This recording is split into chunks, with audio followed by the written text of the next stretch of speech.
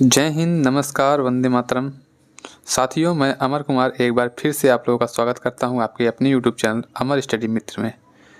तो हम लोग पिछले कुछ दिनों से जो है जीएस सुधा बुक को पढ़ रहे थे और ज्योग्राफी जो हम लोग इंडियन ज्योग्राफी को स्टार्ट किए थे, उसी में आज हम लोग भारत के प्रायद्वीपीय पठार के बारे में हम लोग स्टडी करेंगे। तो फ्रेंड्स, सबसे पहले मैं आप लोगों को बता दूं, ये लेक्चर जो है ये यूपी पुलिस, एसएससी जीडी और आरआरबी एनटीपीसी या जिन भी एग्जामों में जीके जीएस पूछा जाता होगा, जियोग्राफी पूछा जाता होगा, उसके लिए काफ़ी ज़्यादा हेल्पफुल साबित होगा। तो आइए स्टार्ट करते हैं हमारा आज का टॉपिक, भारत का प्रायद्वीपीय पठार। ठीक है, इसमें सबसे पहले आप लोगों को एक चीज़ और बताना चाहूँगा कि जैसे अगर आप लोग बुक लिए हों तो बुक में देखते रहिए, क्योंकि कुछ मैप हैं जो इसमें अच्छे से दिखाई नहीं देता है, क्लियर नहीं हो पाता है। तो आप लोग साथ में ही सुनते रहिए वीडियो को देखते रहिए और खुद से भी स्टडी करते रहिए बुक के द्वारा। ठीक है, आइए देखते हैं प्रायद्वीपीय भारत का पठार में। जैसे कि आप लोग देख सकते हैं, यहाँ मैप दिख रहा है। तो इस तरीके से मैप में जो ये वाला पोर्शन है, यहाँ से यही है प्रायद्वीपीय भारत का पठार, जिसमें दक्कन का पठार, छोटा नागपुर का पठार, ठीक है, ये सब पठार इसमें देखने को मिलते हैं। ठीक है, आइए देखते हैं, पढ़ते हैं इसमें क्या क्या चीज़ें दी गई हैं, तब जाकर ये क्लियर होगा। ठीक है फ्रेंड्स, आइए। भारत का प्रायद्वीपीय पठार एक अनियमित त्रिभुजाकार आकृति वाला भूखंड है, जिसका विस्तार उत्तर पश्चिम में अरावली पर्वतमाला व दिल्ली, पूर्व में राजमहल की पहाड़ियों, पश्चिम में गिर पहाड़ियों, दक्षिण में इलायची या जिसको कार्डमम की पहाड़ियाँ कहा जाता है, देखिए इलायची पहाड़ियों को ही कार्डमम की पहाड़ियाँ कहा जाता है, तथा उत्तर पूर्व में शिलांग एवं कार्बी एंगलोंग पठार तक इसकी औसत ऊंचाई लगभग है 600 से 900 मीटर है। कहने का तात्पर्य यह है कि जो प्रायद्वीपीय पठार है वो, जैसा कि आप लोग मैप में देख रहे होंगे कि वो जो है त्रिभुजाकार आकार में है। ठीक है, ये त्रिभुजाकार भूखंड वाला एक भाग है जिसका विस्तार उत्तर पश्चिम में अरावली पर्वत तक, यहाँ जैसे अरावली पर्वत है उत्तर पश्चिम में, फिर दिल्ली है, पूर्व में राजमहल की पहाड़ियाँ हैं, पश्चिम में सिर्फ फिर गिर पहाड़ियाँ हैं जो गुजरात में है, दक्षिण में इलायची पहाड़ियाँ हैं, ठीक है, इलायची जिसको कार्डमम कहते हैं। इस तरीके से पूर्व में शिलांग एवं कार्बी एंगलोंग पठार है। इस तरीके से जो समग्र क्षेत्र वाला इलाका है, इसी को जो है प्रायद्वीपीय पठार की संज्ञा दी गई, इसी को प्रायद्वीपीय पठार कहा जाता है। इसकी औसतन ऊंचाई जो है ये 600 से 900 मीटर है। कितना है? 600 से 900 मीटर। कभी कभी क्वेश्चन पूछ लेता है कि प्रायद्वीपीय पठार की औसत ऊंचाई कितनी है, तो 600 से 900 मीटर इसकी औसत ऊंचाई है। ठीक है, नेक्स्ट पॉइंट दिया गया है, यह गोंडवाना लैंड के टूटने एवं उसके उत्तर दिशा में प्रवाह के कारण बना था, अतः यह प्राचीनतम भूभाग पैंजिया का एक हिस्सा है जो पुराने क्रिस्टलीय, आग्नेय तथा रूपांतरित शैलों से बना हुआ है। इसका कहने का यह तात्पर्य है कि मैं उस दिन आप लोगों को बताया था जब हिमालय के निर्माण के बारे में बता रहा था कि ये गोंडवाना लैंड का हिस्सा माना जाता है, जो प्रायद्वीपीय भारत का पठार है। ठीक है, ये जो है ये गोंडवाना लैंड का हिस्सा है और ये उत्तर दिशा में प्रवाह के कारण बना है। और जो ये पैंजिया जो पूरा था, एक स्थल था जो महान महाद्वीप जिसको कहा जाता था, वो टूटता है गोंडवाना लैंड में और इस तरीके से वो दो भागों में टूटता है। तो ये उसी का हिस्सा है, अंगारा लैंड और गोंडवाना लैंड में टूटता है पैंजिया, तो ये गोंडवाना लैंड का हिस्सा है, ना कि अंगारा लैंड का। ठीक है, इसको ध्यान रखिएगा, प्रायद्वीपीय भारत का पठार। ठीक, फिर देखते हैं कि प्रायद्वीप की ऊंचाई पश्चिम से पूर्व की ओर कम होती चली जाती है। इसी कारण प्रायद्वीपीय पठार की ज़्यादातर नदियों का बहाव पश्चिम से पूर्व की ओर है। क्या है कि जैसे जो प्रायद्वीपीय पठार हैं उसकी ऊंचाई पश्चिम से पूरब की ओर, आप लोग पश्चिम से जब पूरब की ओर जाएंगे तो इस साइड इनकी ऊंचाइयां कम होती जाएंगी। जो पश्चिम की साइड जितनी ऊंची पहाड़ियां पठार हैं, तो उसकी अपेक्षा पूरब के साइड इनकी ऊंचाई कम होती जाती है और इसी कारण जो नदियां हैं, इन नदियों का बहाव भी पश्चिम से पूरब की तरफ है। ठीक है, प्रायद्वीपीय पठार का ढाल उत्तर और पूरब की ओर है, जो सोन, चंबल और दामोदर नदियों के प्रवाह से अस्पष्ट है। ठीक है, दक्षिण भाग में इसका ढाल पश्चिम से पूरब की ओर है, जो गोदावरी, कृष्णा, महानदी, कावेरी नदियों के प्रवाह से स्पष्ट होता है। देखिए, नदियां जो है, नदियों का प्रवाह जिस साइड रहेगा उसी से क्लियर होता है कि हाँ ढाल इसी साइड। जैसे आप लोग अभी कहीं भी है, फर्श है, घर का छत ही देखिए आप लोग, ढाल कैसे पता चलता है? एक जगह पानी जब जिस साइड से पानी गिरता है उसी साइड लगता है कि हाँ इस छत का ढाल इसी साइड है। जो मिस्त्री लोग घर बनाते हैं तो उसी तरीके का ढाल बनाते हैं कि एक जगह जहाँ पाइप लगाते हैं पूरे छत का ढाल उसी साइड करते हैं कि पूरे छत का पानी वहीं से गिरता है। तो इससे नदियाँ जो है बहुत अच्छा साधन है कि ढाल को स्पष्ट करने का। नदियों का जिस साइड नदियों का बहाव होता है, प्रवाह क्षेत्र होता है, उसी साइड हमेशा ढाल होता है। ठीक है, इसी के संदर्भ में दिया गया कि दक्षिण भाग जो है, जो दक्षिण भाग में है, इसका जो ढाल है पश्चिम से पूरब की साइड है। और ये जो नदियां हैं, गोदावरी नदी है, कृष्णा नदी है, महानदी है, कावेरी, इनके प्रवाह क्षेत्र जो ये पश्चिम से पूरब की साइड ये प्रवाह करती हैं, इससे ये स्पष्ट होता है। ठीक है, प्रायद्वीपीय नदियों में नर्मदा एवं ताप्ती नदियां अपवाद हैं, क्योंकि इनके बहने की दिशा पूरब से पश्चिम की ओर होती है। ऐसा भ्रंश घाटी से होकर बहने के कारण है। ठीक है, ये याद रखिएगा कि जो नर्मदा एवं ताप्ती नदी हैं, ये दो अपवाद नदियां हैं। क्यों? क्योंकि ये जो है ये पूरब से पश्चिम की ओर बहती हैं। और क्यों बहती हैं? क्योंकि ये दोनों नदियाँ जो है भ्रंश घाटी से होकर बहती हैं। ठीक है, आगे चलते हैं, आगे बढ़ते हैं, आगे बढ़ते हैं। तो आगे देखने को मिलता है कि प्रायद्वीपीय पठार को पठारों का पठार कहते हैं। क्या कहते हैं? पठारों का पठार कहते हैं, क्योंकि यह अनेक पठारों से मिलकर बना है। जब कई पठार रहते हैं तो उसको क्या कहते हैं? पठारों का पठार कहा जाता है, क्योंकि यहाँ पर कई पठार, जैसे केंद्रीय उच्च भूमि है, मध्य है, जो एकदम सेंट्रल मध्य में जो ऊंची भूमि है। फिर उसके बाद पूर्वी पठार है, पूरब के पठार साइड जो जैसे मेघालय वहाँ सब हैं जो भी पठार। फिर उसके बाद उत्तर पूर्वी पठार हैं। ठीक है, फिर दक्कन का पठार है। ये सब इसी के नाते इसको पठारों का पठार भी कहा जाता है। अब हम लोग एक एक करके एक एक पठार के बारे में देखेंगे क्या दिया गया है इस बुक में। ठीक है, और समझते हुए चलेंगे। ठीक, मेवाड़ का पठार दिया गया है। मेवाड़ के पठार का विस्तार राजस्थान व मध्य प्रदेश में है। मेवाड़ पठार अरावली पर्वत को मालवा के पठार से अलग करने वाली संरचना है। ठीक है, क्या करता है? ये अरावली पर्वत को मालवा के पठार से अलग करने वाला संरचना जो है ये मेवाड़ पठार बनाता है। यह राजस्थान और मध्य प्रदेश में विस्तृत रूप से फैला हुआ है। यह अरावली पर्वत से निकलने वाली बनास नदी के अपवाद क्षेत्र में आता है और बनास चंबल नदी की सहायक नदी है।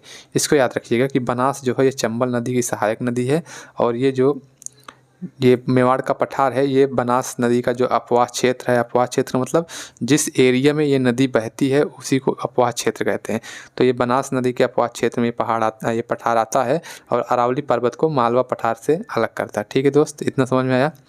नेक्स्ट चलते हैं। नेक्स्ट है हमारा मालवा का पठार। मालवा का पठार देखेंगे तो मालवा का पठार मध्य प्रदेश में बेसाल्ट चट्टान से निर्मित संरचना को मालवा का पठार कहते हैं। मालवा पठार को राजस्थान में हड़ौती का पठार भी कहा जाता है, यानी कि हड़ौती का पठार इसका एक नाम है जिसको संज्ञा दिया गया हड़ौती का पठार का। इसका विस्तार दक्षिण में विंध्यन संरचना, उत्तर में ग्वालियर पहाड़ी क्षेत्र, पूरब में बुंदेलखंड व बघेलखंड तथा पश्चिम में मेवाड़ पठारी क्षेत्र तक है। ठीक है, इसको याद रखिएगा। इसमें खैर मैप नहीं दिया है, मैप के माध्यम से दिया रहता है तो थोड़ा सा और अच्छा समझ में आता है। तो खैर छोड़िए, मैप बना भी सकता हूँ मैं मैप, बट इतना अच्छा बनेगा नहीं इसमें। ठीक है, यहाँ बेसाल्ट चट्टान में अपक्षरण जिसको बोलते हैं विदरिंग के कारण काली मृदा का विकास हुआ है, इसलिए मालवा पठारी क्षेत्र कपास की कृषि के लिए उपयोगी है। देखिए, जहाँ पर भी काली मृदा पाई जाएगी वहाँ कपास की खेती अच्छी होगी। ठीक, और बेसाल्ट चट्टानों के अपक्षरण से ही काली मृदा का निर्माण होता है। तो इस तरीके से जो मालवा पठारी क्षेत्र है या मालवा का जो पठार है वो कपास की खेती के लिए काफ़ी उपयोगी साबित होता है, काफ़ी हेल्पफुल साबित होता है कपास की खेती के लिए। ठीक है, चंबल, नर्मदा व तापी यहाँ की प्रमुख नदियाँ हैं। चंबल नदी घाटी भारत में अवनालिका अपरदन से सर्वाधिक प्रभावित क्षेत्र है, जिसे बीहड़ या उत्खात भूमि भी कहते हैं। ठीक है, नेक्स्ट आता है बुंदेलखंड का पठार। बुंदेलखंड का पठार, तो बुंदेलखंड के पठार में इसका विस्तार ग्वालियर के पठार और विंध्याचल श्रेणी के बीच मध्य प्रदेश एवं उत्तर प्रदेश राज्यों में स्थित है। कहाँ कहाँ है? तो एक साइड ग्वालियर का पठार जो मध्य प्रदेश में है और विंध्याचल श्रेणी जो उत्तर प्रदेश में, इसके बीच का जो एरिया है, जो क्षेत्र है, उसको बुंदेलखंड का पठार बोला जाता है। ठीक है, इसके अंतर्गत उत्तर प्रदेश के 7 जिले आते हैं, जैसे जालौन, झांसी, ललितपुर, चित्रकूट, हमीरपुर, बांदा, महोबा तथा मध्य प्रदेश के भी 8 जिले आते हैं, दतिया, निवाड़ी, टीकमगढ़, छतरपुर, पन्ना, दमोह, सागर, विदिशा आदि जो है इसके अंतर्गत आते हैं। ठीक है, उत्तर प्रदेश के 7 जिले और मध्य प्रदेश के 8 जिले ये बुंदेलखंड के पठार के क्षेत्र में आते हैं। ठीक है, नेक्स्ट देखते हैं। देखिए जो पठार है यहीं से खनिजों का उत्पादन होता है। उत्पादन कहने का मतलब यहीं से खनन होकर खनिज प्राप्त किए जाते हैं, पठारों से ही ज़्यादातर। पर्वत पठार यहीं से खनिजों का उत्खनन होता है। छोटा नागपुर का पठार है, इसके बारे में दिया गया कि इसका विस्तार मुख्यतः झारखंड में है। छोटा नागपुर ये पूरी तरह से झारखंड के अंदर माना जाता है। इसके अलावा दक्षिणी बिहार, उत्तरी छत्तीसगढ़, पश्चिम बंगाल का फुलवरिया जिला और उड़ीसा का उत्तरी क्षेत्र भी छोटा नागपुर पठारी क्षेत्र में आते हैं। देखिए ये जो जैसे दक्षिण बिहार हो गया, छत्तीसगढ़ हो गया, पश्चिम बंगाल का पुरुलिया जिला हो गया और उड़ीसा क्षेत्र का उत्तरी क्षेत्र जो है, ये सब छोटा नागपुर के पठार के क्षेत्र में आते हैं। इस पठार के उत्तर पूर्व में राजमहल की पहाड़ी, उत्तर में हजारीबाग का पठार तथा दक्षिण में रांची का पठार स्थित है। ठीक है, याद रखेंगे। जैसे ये है छोटा नागपुर का पठार, ये छोटा नागपुर का पठार है। इसके उत्तर पूर्व में, उत्तर पूर्व किधर जाएगा, इधर जाएगा उत्तर पूर्व। उत्तर पूर्व में राजमहल की पहाड़ियाँ हैं। ठीक है, उसके बाद उत्तर में हजारीबाग का पठार है, इधर हजारीबाग का पठार है उत्तर में, तथा दक्षिण में रांची का पठार है, दक्षिण में रांची का पठार। इस तरीके से इसको समझ सकते हैं। ठीक है, आगे देखते हैं। दामोदर नदी रांची के पठार को हजारीबाग के पठार से अलग करती है। इसको याद रखिएगा कि कौन सी नदी रांची के पठार को हजारीबाग के पठार से अलग करती है, तो दामोदर नदी। यह छोटा नागपुर के पठार की सबसे बड़ी नदी है। छोटा नागपुर के पठार की सबसे बड़ी नदी जो है ये दामोदर नदी ही है। ठीक है, दामोदर नदी बेसिन कोयला भंडार की दृष्टि से भारत का सर्वाधिक महत्वपूर्ण क्षेत्र है। ये भी इम्पोर्टेंट है, ध्यान रखिएगा। भारत का सर्वाधिक महत्वपूर्ण क्षेत्र जो है ये दामोदर नदी बेसिन है, जो कोयला भंडार की दृष्टि से है। ठीक है, हजारीबाग पठार की चोटी पारसनाथ हिल छोटा नागपुर पठार की सबसे ऊंची चोटी है। यह जैनियों का प्रसिद्ध तीर्थ स्थल है। इसे सम्मेद शिखर भी कहते हैं। क्या कहते हैं, सम्मेद शिखर कहते हैं। क्या, पारसनाथ हिल जो है, पारसनाथ हिल जो है ये हजारीबाग की चोटी है और ये इसको जो है छोटा नागपुर पठार की सबसे ऊंची चोटी माना जाता है। ठीक है, रांची पठार से निकलने वाली स्वर्ण रेखा नदी, रांची पठार से निकलने वाली स्वर्ण रेखा नदी छोटा नागपुर की दूसरी सबसे बड़ी नदी है। रांची के समीप इस नदी पर हुंडरू जलप्रपात है, हुंडरू जलप्रपात। ठीक है, देखिए अभी तो यहाँ दिया गया है नदियों के बारे में, थोड़ा थोड़ा जलप्रपात भी मिल जा रहा है, उससे थोड़ा बहुत कॉन्सेप्ट मिल जा रहा है, थोड़ी बहुत चीज़ें मिल जा रही है यहाँ पर। लेकिन अभी आगे भी नदियों को अच्छे से पढ़ेंगे, जलप्रपात को भी अच्छे से पढ़ेंगे। ठीक है, यहाँ जितना मिलता जा रहा है उसको आप लोग टिक करते रहिए और उसको जो है देखिए। आप लोग अगर ऐसा लग रहा हो कि किताबें खुद से पढ़ने से किताब पढ़ ले जाएंगे, तो पढ़ने का पढ़ ले जाएंगे, लेकिन कुछ चीज़ें रहती हैं, जैसे जो किताब बुक्स पढ़ा है एक बार जब वो रिवीजन कराएगा, एक गाइड की ज़रूरत होती है। कभी भी कोई भी बुक पढ़ेंगे आप लोग तो आपको उतना नहीं समझ में आएगा कौन कौन सी मेन पॉइंट है जो एग्ज़ाम दिया रहेगा, किस तरीके के क्वेश्चन बनते हैं, जो जाना रहेगा तो वो आपको गाइड कर सकता है कि हाँ देखिए यहाँ से क्वेश्चन बनता है, ये चीज़ पूछ सकता है। जैसे ये देखिए हुंडरू जलप्रपात कहाँ बना, स्वर्ण रेखा नदी पर है।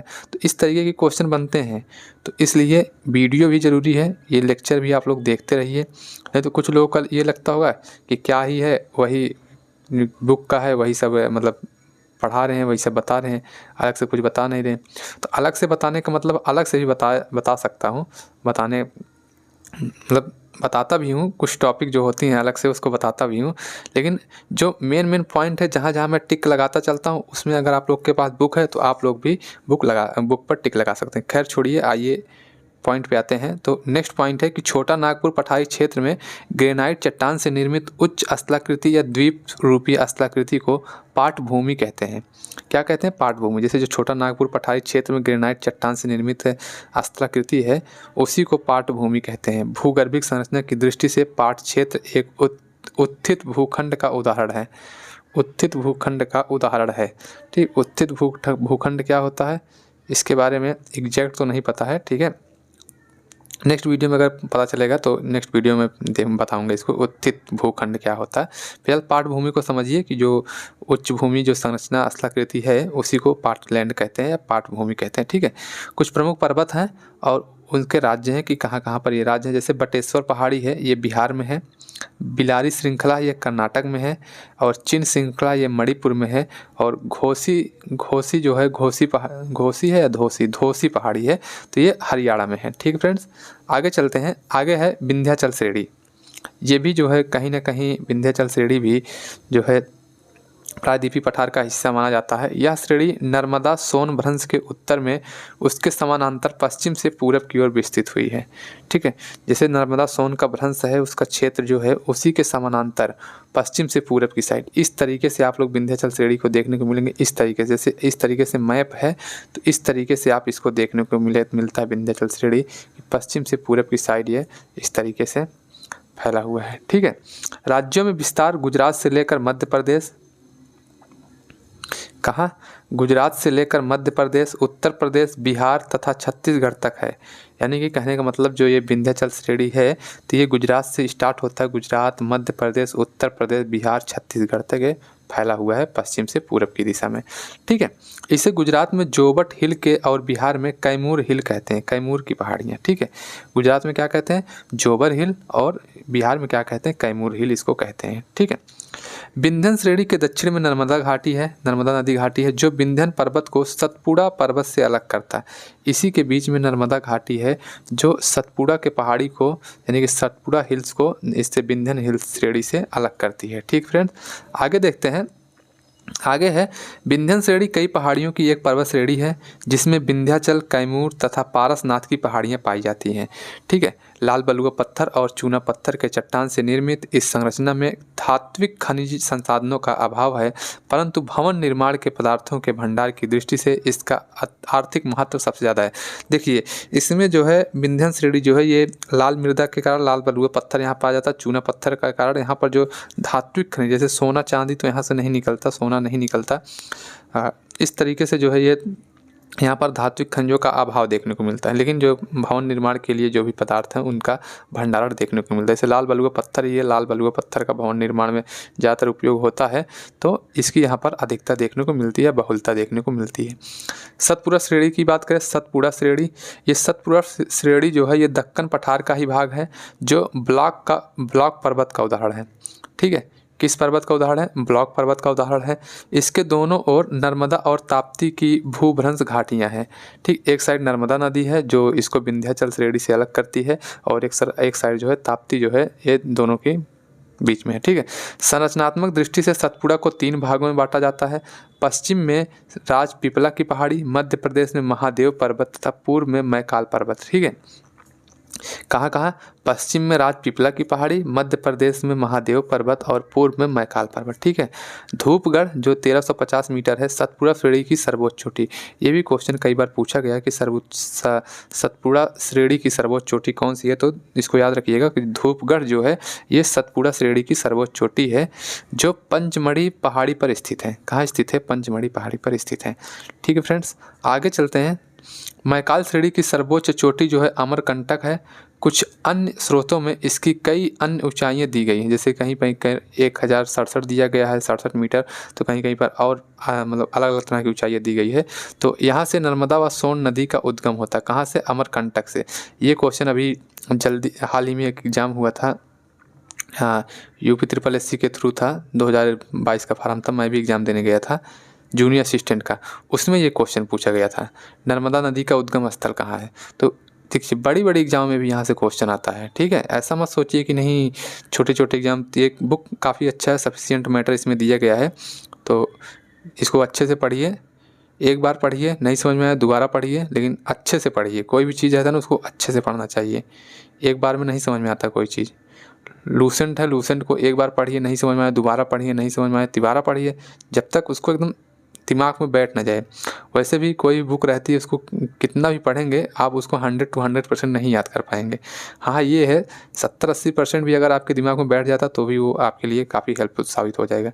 ठीक है दोस्त, ज़्यादा मोटिवेट तो नहीं कर दे रहा हूँ, बताइएगा कमेंट बॉक्स में ज़्यादा मोटिवेट कर दे रहा हूँ तो। ठीक है, आइए तो इसको ध्यान रखिएगा कि अमरकंटक से जो है नर्मदा व सोन नदी निकलती है, इनका उद्गम स्थल जो है अमरकंटक है।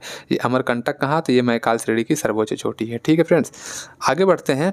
यह एक ब्लॉक पर्वत है जिसका निर्माण मुख्यतः ग्रेनाइट एवं बेसाल्ट चट्टानों से हुआ है। यह पर्वत श्रेणी नर्मदा और तापी नदियों के बीच जल विभाजक का कार्य करती। कौन सा पर्वत, तो ये जो अमरकंटक कौन सा पर्वत है, मैकाल श्रेणी की जो है मैकाल श्रेणी, ये जो है ये इसका निर्माण मुख्य रूप से ग्रेनाइट और बेसाल्ट से हुआ है और यह श्रेणी नर्मदा और तापी नदी के बीच में जो है एक डिवाइडर का काम करती है, जल विभाजक का काम करती है। ठीक है, इस तरीके से आप लोग देख सकते हैं। इसमें देख क्या सकते हैं, इसमें कुछ दिया ही नहीं है। चलिए ठीक है, आगे बढ़ते हैं, आगे देखते हैं।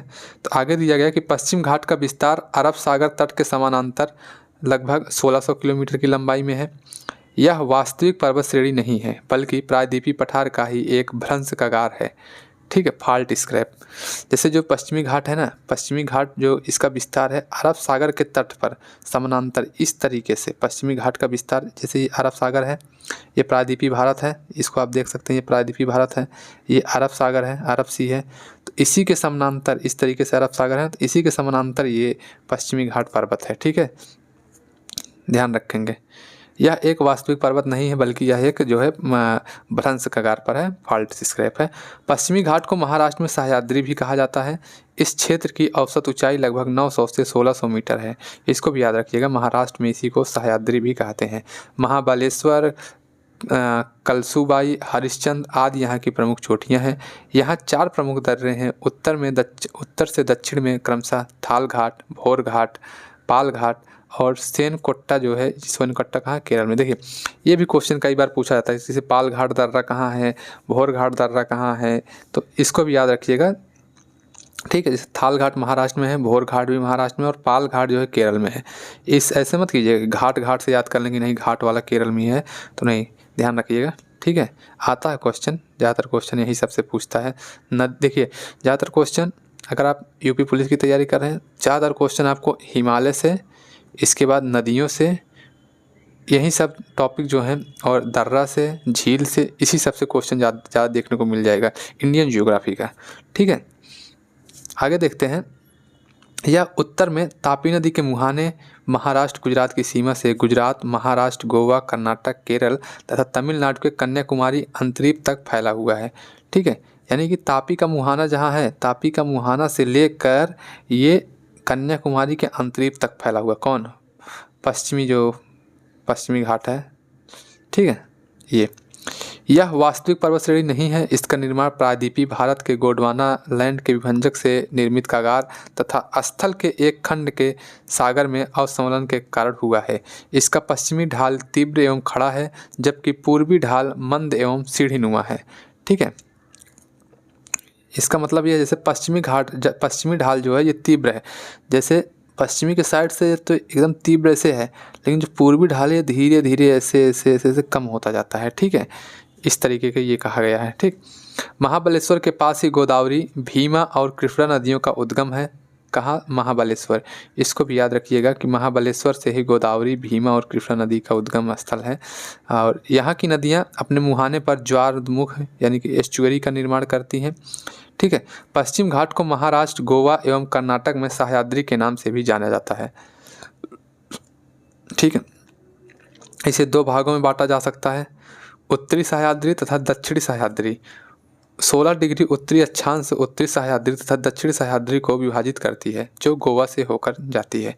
ठीक है, दक्षिण की ओर पश्चिम घाट पर्वत नीलगिरी की पहाड़ियों द्वारा पूर्वी घाट से मिल दक्षिण भारत की सर्वोच्च चोटी अनाईमुडी है, जो कि अन्नामलाई की पहाड़ियों में स्थित है। इसको भी याद रखिएगा कि जो दक्षिण भारत की सर्वोच्च चोटी कौन सी है, तो अनाईमुडी है, 2695 मीटर इसकी ऊंचाई है, और ये अन्नामलाई की पहाड़ियों में स्थित है।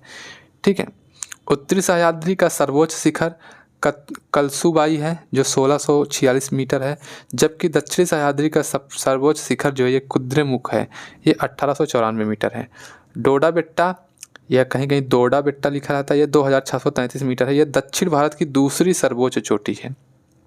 ठीक है, दूसरी सर्वोच्च चोटी जो है दोदा बेट्टा है।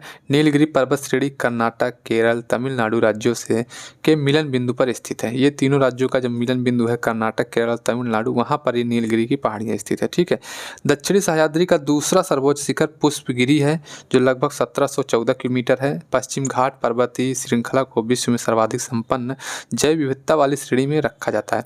यूनेस्को ने 2012 में इस क्षेत्र को विश्व धरोहर स्थल भी घोषित किया है। ठीक है, पश्चिमी घाट को। ठीक, आगे देखते हैं।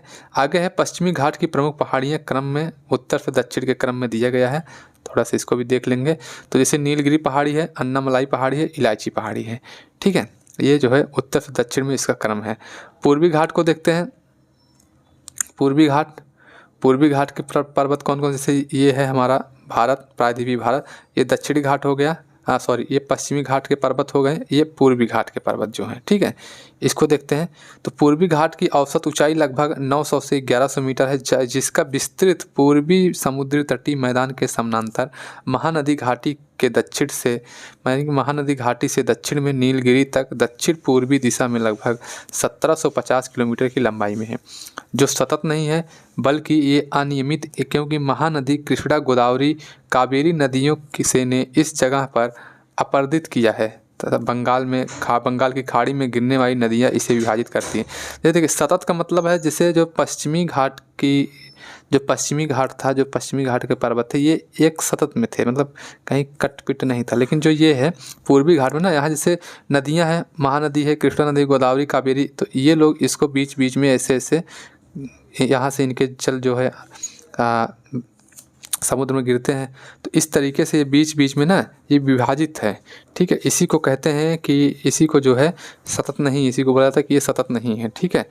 आगे बढ़ते हैं। यह पश्चिमी घाट से बिल्कुल भिन्न है, एकदम। जैसे पश्चिमी घाट वही बता रहे हैं, पश्चिमी घाट एकदम इस तरह से, तो ये कट पिट करके छोटा छोटे टुकड़ों में है। तो यह अधिक कटा छटा तथा पहाड़ी के रूप में है, ठीक है। ओडिशा में महेंद्रगिरी, आंध्र प्रदेश में नल्लामल्ला, पालकोंडा, नागरी तथा तमिलनाडु में पंचमलाई, सेवराय, जवादी, पालनी तथा बेलगिरी पूर्वी घाट की प्रमुख पहाड़ियां हैं। इसको भी याद रखिएगा, ये पूर्वी घाट की प्रमुख पहाड़ियां हैं, ठीक है। ये पहाड़ी महानदी, गोदावरी, कृष्णा और कावेरी नदियों द्वारा अलग की हैं। ये नदियां उपजाऊ मैदान तथा डेल्टा का निर्माण करती हैं।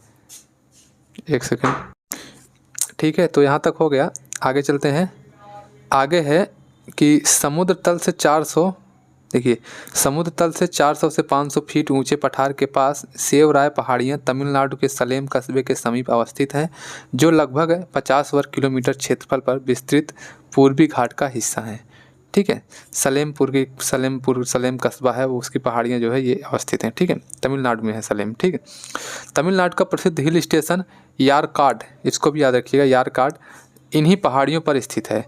पूर्वी घाट प्रायद्वीपीय पठार के पूर्वी भाग में फैला है। इन्हें पूर्वाद्री श्रेणी के नाम से भी जाना जाता है। यह श्रेणी तमिलनाडु और कर्नाटक की सीमा पर स्थित नीलगिरी सह्याद्री से मिल जाती है। नीलगिरी सह्याद्री यानी कि पश्चिमी घाट से मिल जाती है, ठीक है। आगे चलते हैं। आगे है कि पूर्वी घाट प्राचीन मोड़दार वलित पर्वत का अवशिष्ट रूप है। इसका सर्वोच्च शिखर विशाखापट्टनम चोटी जो 1680 मीटर में है, एवं महेंद्रगिरी जो 1501 मीटर है, ये दूसरी सर्वोच्च चोटी। यानी कि पूर्वी घाट का जो सर्वोच्च शिखर है वो विशाखापट्टनम चोटी है, ठीक है। इसको याद रखिएगा, विशाखापट्टनम चोटी जो है ये पूर्वी घाट की सर्वोच्च चोटी है, और पूर्वी घाट ये प्राचीन मोड़दार वलित पर्वत है, ठीक है।